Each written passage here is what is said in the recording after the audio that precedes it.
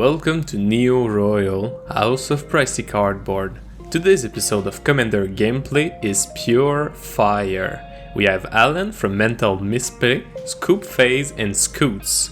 3 players that I met through cEDH circles that have brought optimized casual decks to the table. Little disclaimer before we start, Spelltable was not working with us on that evening, so my visual on Alan is meh at best. I tried and helped clear it up through editing, but I'm not sure yet how well it will turn out. Know at the very least that I tried. You can find Alan and his co-host Cyrus on YouTube and Twitch under the name Mental Misplay. Mostly cEDH content, I can guarantee you won't regret the visit. They give a lot to charities and are super kind and enjoyable. Alan will be playing Atla Palani, Nest Tender. Packed with powerful cards, this deck is looking to do one specific thing: get the World Spine Wurm out and kill it to get it out again. With only 3 creatures in the deck, it's playing a bit like a combo deck but without the infinite loop at the end. ScoopPhase will be playing Kykar Wind's Fury. This is a Polymorph deck looking to transform the spirits into way more powerful creatures, so a bit similar to Alan's deck but with a lot more possible results. Scoots will be playing Akiri Fearless Voyager with Zirda the Dawnwaker as a companion. To get the Super Fox as a pet, every permanent in the list has an activated ability, so we have equipments and creatures to wield them. Scoots made this list for the night and I think he nailed it. I will be playing my Vadrok Apex of Thunder. This is basically a hidden commander Magda, Brazen Outlaw, but with white and blue to support the strategy, running a lot of dwarves, vehicles and a couple of dragons. We have a non-creature package for the more popular legends like Kykar and Elsha. I'm still tweaking the deck a lot, but it's getting somewhere for sure. Alan's opening hand contains Winds of Change, Gamble, Nature's Claim, Tybalt's Trickery, Chrome Mox, Arid Mesa and a basic forest. ScoopPhase opening hand contains Eleshnorn, Grand Cenobite, Fabricate, Deflecting Swat, Arcane Signet, Command Tower, Shivan Reef, and a Sulphur Falls. Scoots opening hand contains Colossus Hammer, Sword of Truth and Justice, Magnetic Theft, Steel Shaper's Gift, Soul Ring, War Room, and a snow-covered mountain. My opening hand contains Shram Senior Edificer, Ash Barrens, Rogran Triumph, a basic island, a basic plains, and a basic mountain. Scott gets to start this off, and land drops a snow-covered mountain. He casts a Soul Ring. He then casts Colossus Hammer and pass. Scoop land drops Command Tower, and casts probably one of his favorite cards, Mystic Remora. Alan land drops Arid Mesa, tracking it for a Temple Garden untap. He then casts Chrome Mox, imprinting Tybalt's Trickery. He follows it up with Altar of Dementia, feeding the fish both time. Alan drop a mountain and Benzik land cycle my Ash Barrens for a plains. Scott land drops a War Room and casts Trading Post, triggering Mystic Remora. Going to his upkeep, Scoop doesn't pay for the fish. He land drops a Tundra and casts Arcane Signet. He then casts Cold Clamp and pass. Alan land drops a forest and casts Fellwar Stone. Alan drop a plains and casts Ram Senior Edificer. On his turn, Scott activates War Room to draw a card. He land drops a Rugged Prairie and pass. Scoop land drops Sulphur Falls and casts his commander, Kykar Wind's Fury. You know him, Birdman. Caw. Kykar, huh? Kykar. Alan casts his commander as well, Atla Palani, Nest Tender. I like big boys, big greeny boys, 15-15 boys, lots of mamas boys. I like my 5-5 with the trample. Alan drop an island and cast Smuggler's Copter, triggering Stram for a draw. At my end step, Scott uses the Trading Post to make a gold token. Doesn't it cost like $1 million to equip it? Yeah, it costs like 8, man. It does, yeah. It does normally cost that much mana. Oh, Normally. You said normally. Yeah. Normally. It does. Scott casts Magnetic Theft to equip the hammer on the goat. Equipped for combat, he sends the goat to me. Scoop land drops Training Center and casts Fabricate. Kykar triggers and makes a 1/1 spirit with flying. He tutors for Proteus Staff to his hand. This feels scary. It's fine. No, it doesn't feel fine. He then casts the artifact before passing. Alan land drops City of Brass and pass. I land drop Hallowed Fountain untapped and cast Storm the Vault. I crew the top turret with SRAM and going to combat, send my copter to Alan. On attack, I loot, discarding a Triome. And on damage, my enchantment creates a treasure. At the end step, Scott activates War Room for a card. Scott untap and land drops another Snow Mountain. He casts his commander, Akiri, Fearless Voyager. The oxen here take an almost feline delight in pushing things over the edge.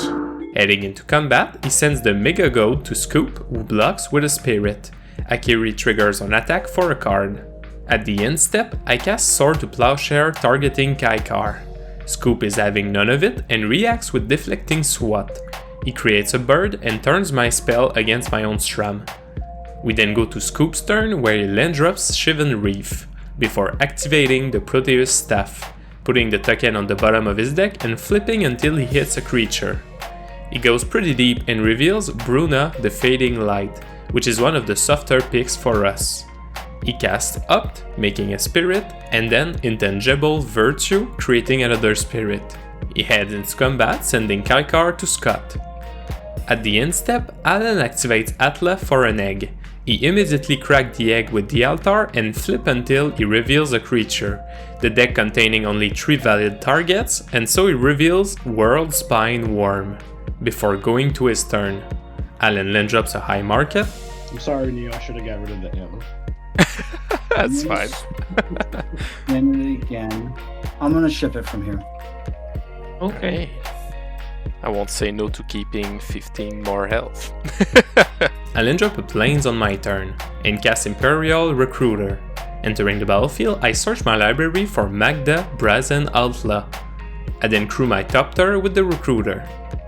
For my combat step, the Copter attacks Alan. I loot on attack, discarding my own Kykar, and on damage, I create a treasure. In second main, I crack the treasure for a red and cast Magda. At the end step, Scott creates a second goat. You saw what he did with one goat. Imagine with 2 goats. Imagine So, 2 goats. One draw for turn. Wow. Just like Richard Garfield intended. The goat. Doing nothing but playing goat ball over here. We go to his turn and he land drops a snow-covered plains, before casting Sword of Truth and Justice. He equips the sword to Akiri and heads into combat. The big goat goes to Scoop, who blocks with a spirit, while Akiri attacks me. On attack, Akiri draws Scott 2 cards, and on damage, he gets a sword trigger, putting essentially 2 counters on Akiri.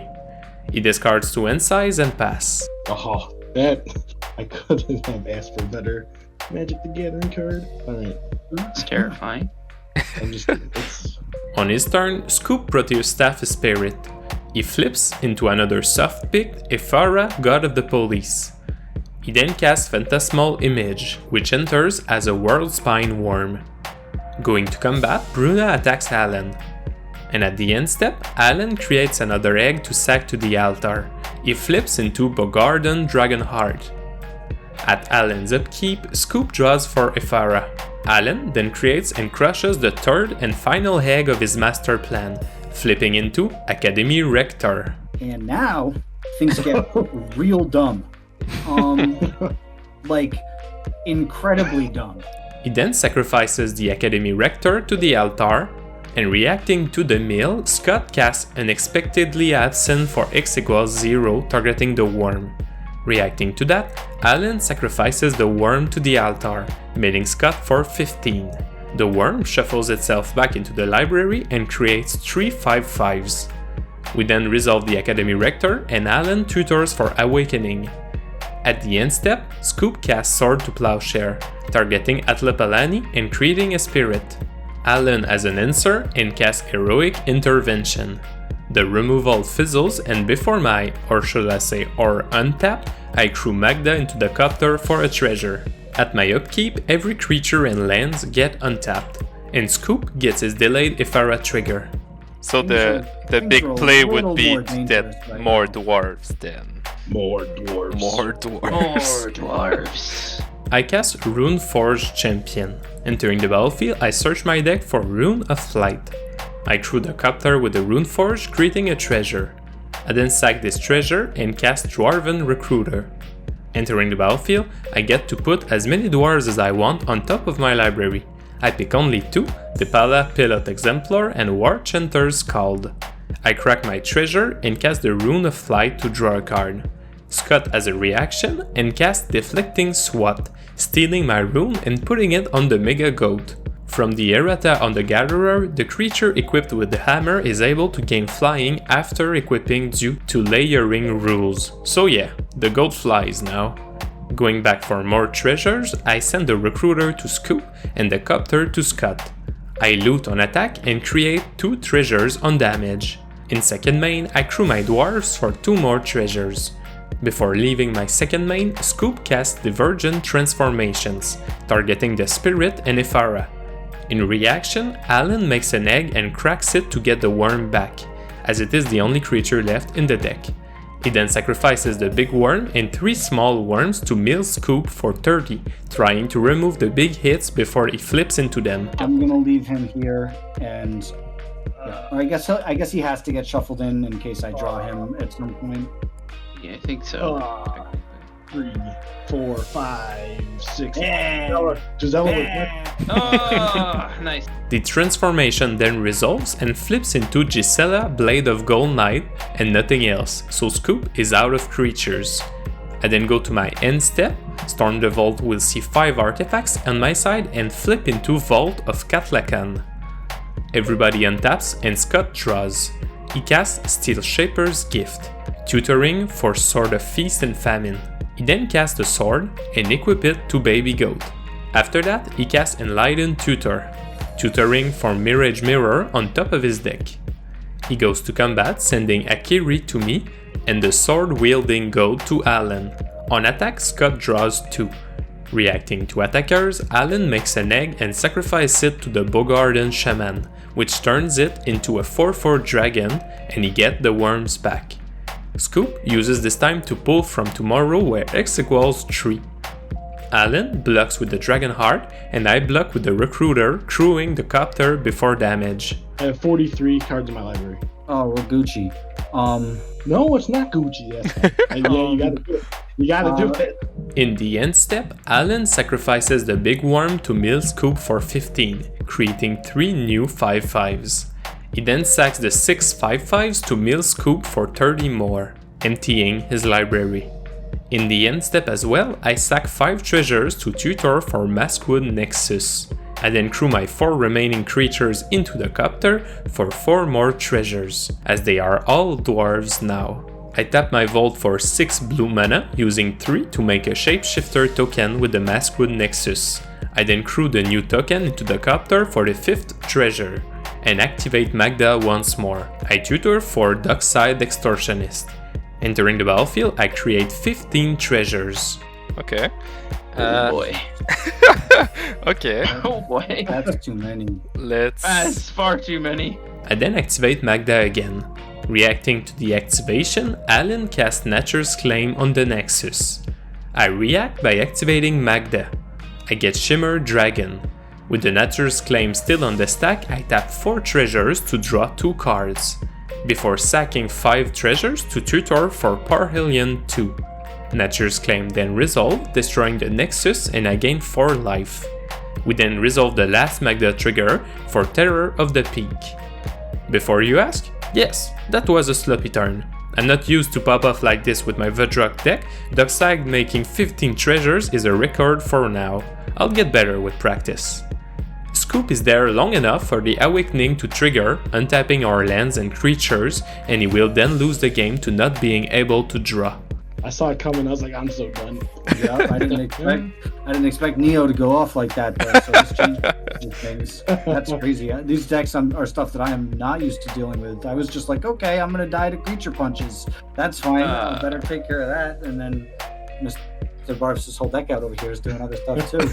I was worried about you barfing your whole deck out with that staff. Scott sacrifices the smaller goat to return Staff of Domination to his hand. For myself, I crew my 3 dwarves into the copter for 3 treasures, tapping 2 of them to draw a card with the blue dragon. Scott then activates War Room to draw, and Alan gets his Wurm back with Atla. We then go to Alan's turn, and he starts with combat, sending the World Spine to me. Because of the trample, I declare no blocks. He then sacrifices the big worm to mill me 15 cards. After that, he sacrifices the smaller worms to mill Scott for 5 and me for 10. Reacting to that, I crew my dwarves, making 2 treasures to get to 5 and activate Magda once more, tutoring for Crystal Shard. I then mill 10. Alan then activates Atla Palani to make an egg. In reaction, Scott casts Generous Gift on the Altar of Dementia, destroying it in exchange of a 3/3 elephant. The egg then resolves. Alan then casts Wrath of God. I react with Crystal Shard on my Terror of the Peak. Scott has a reaction as well, and equipping the sword from Akiri to make her indestructible. I crew my untapped dwarf to make a treasure, and the rat resolves, destroying the egg. The worm comes back and we go to my turn. I'll then drop Nimbus Maze, and recast the Terror of the Peaks with the help of a treasure. I use the dragon to crew the Parhelion. Sure where I'm going with those. I'm in danger. We're both in danger. I'm in danger. Alright. And head into combat. I send the Parhelion to Alan. Parhelion triggers on attack, creating 2 angels untapped and attacking. The Terror see those angels and will deal 8 damage to Alan on ETB. I then send the angels to Alan as well for 13 combat damage. I pictured the dragon with the conductor's hat, and he's just driving the thing. He's like, all right, everybody. Let's... Well, that's the best part about Parhelion, is thinking about whoever it is who's driving this fortress. Yeah. Yep. Let's tear the peaks. He's like spitting out the window of the fire. Again. In second main, I cast Sky Sovereign Console Flagship, expecting to take out Alan, but it can only target creatures or planeswalker with the ETB. At the end step, Scott activates War Room for a card. On his turn, Scott casts Mirage Mirror. He transforms the mirror into a Parhelion 2. He crews the vehicle with Akiri and equips the Sword of Truth and Justice to it.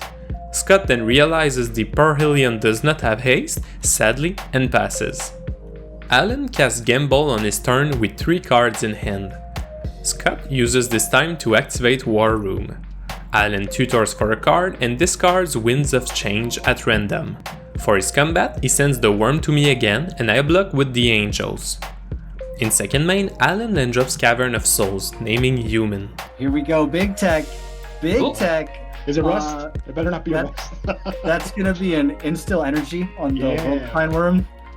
Oh, it's And I'll untapped. have it. Powerful. He then casts Path to Exile, targeting my dragon, which he should not have been able to do as it costs 3 additional life, but we all forgot about that part.